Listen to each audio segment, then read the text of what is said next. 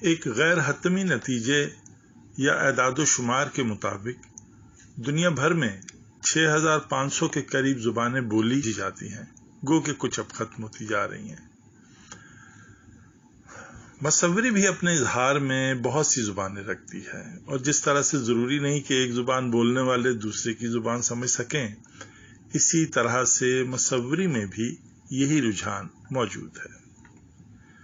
ہمارا موضوع ہے آرٹ میں ٹیکسٹ کا استعمال، جسے ماڈرن یا آج کا کنٹمپریری آرٹ سمجھا جاتا ہے، جبکہ یہ قدیم دور سے دنیا بھر کی مصوری کا حصہ رہا ہے۔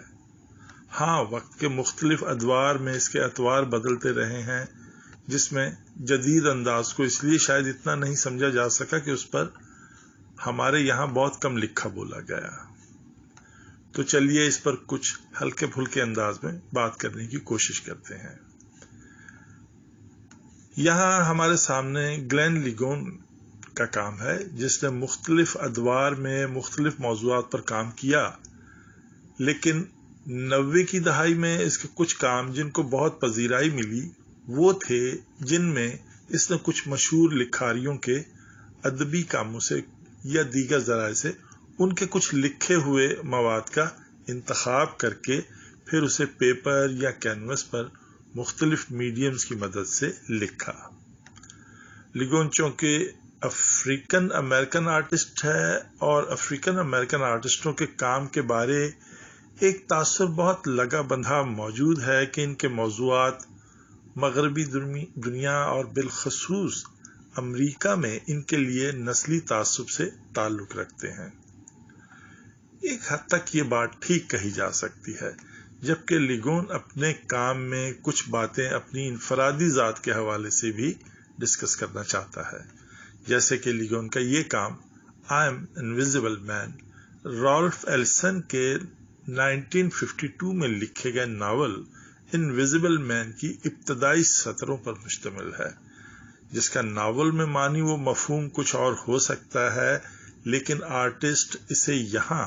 اپنے معنوں میں استعمال کر رہا ہے۔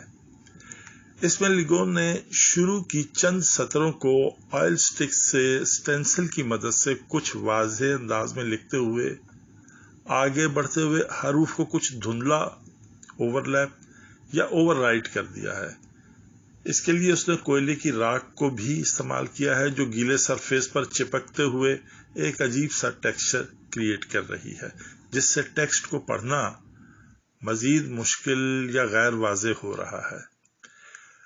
لیگون نے اس کام کو جان بوجھ کر اس انداز سے کیا ہے، جس سے اصل میں وہ اپنا مدعا بیان کرنا چاہتا ہے کہ ایک ٹیکسٹ آپ کو خود کو پڑھنے کی دعوت دیتا ہے، آپ میں اسے پڑھنے کا تجسس پیدا ہوتا ہے، جبکہ اس کا غیر واضح ہونا آپ میں ایک جھنجھلاہٹ یا مایوسی پیدا کرتا ہے۔